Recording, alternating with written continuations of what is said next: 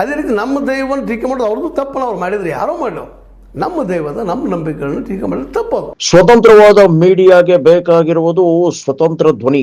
ಆ ಸ್ವತಂತ್ರ ಧ್ವನಿ ಉಳಿಸಲು ನೀವು ಮಾಡಬೇಕಾದದ್ದು ಇಷ್ಟೇ. ಅದೇನಪ್ಪಾ ಅಂತಂತಂದ್ರೆ ನಿಮ್ಮ ಕೈಲಾದಷ್ಟು ಸಹಾಯ ಈ ಚಾನಲ್ಗೆ ಮಾಡಿ ಹಾಗೂ ನಿಮ್ಮ ಧ್ವನಿಯನ್ನು ಕಾಪಾಡಿಕೊಳ್ಳಿ. ಅದು ವಿಮರ್ಶೆ ಮಾಡಿದರೆ ಅಪರಾಧ ಅಲ್ಲ.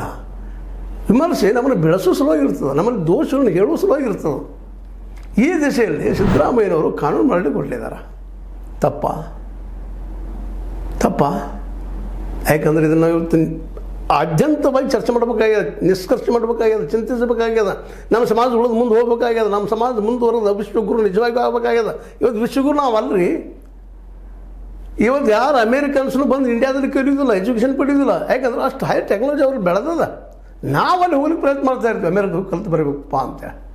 ನಾವು ಹೆಮ್ಮೆ ಪಡ್ತೀವಿ. ಯಾವುದ್ರ ಹುಡುಗಿ ಹೋಗಿ ಕಲ್ತು ಬಂದ್ರೆ ಅಮೇರಿಕದ ಕಲ್ತಾರೆ, ಅಮೇರಿಕದ ಸೆಟ್ಲ್ ಅದಾರ ರೀ, US ಅದ್ರೊಳಗೆ ಸೆಟ್ಲ್ ಅದಾರ ರೀ, ಕೆನಡಾದಲ್ಲಿ ಸೆಟ್ಲ್ ಅದಾರ ರೀ, ಇಂಗ್ಲೆಂಡಲ್ಲಿ ಸೆಟ್ ಅದಾರ, ಯುರೋಪ್ ಖಂಡದಲ್ಲಿ ಸೆಟ್ ಅದಾರ ರೀ, ಜರ್ಮನಿಲಿ ಸೆಟ್ ಅದಾರ ಅಂತ ಹೇಳ್ಕೊಳ್ತೀವಿ.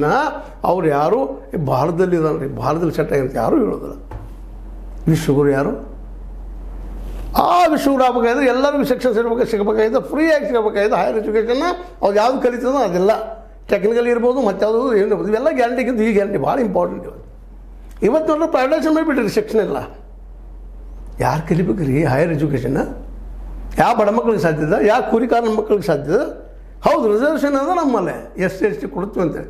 ಎಷ್ಟು ಜನ SC ಗಳಿಗೂ ಕಲ್ತು ಹೊರಗೆ ಬಂದಿದ್ದಾರೆ ಲಿಸ್ಟ್ ತೆಗೀರಿ ನೋಡೋಣ. ಎಷ್ಟು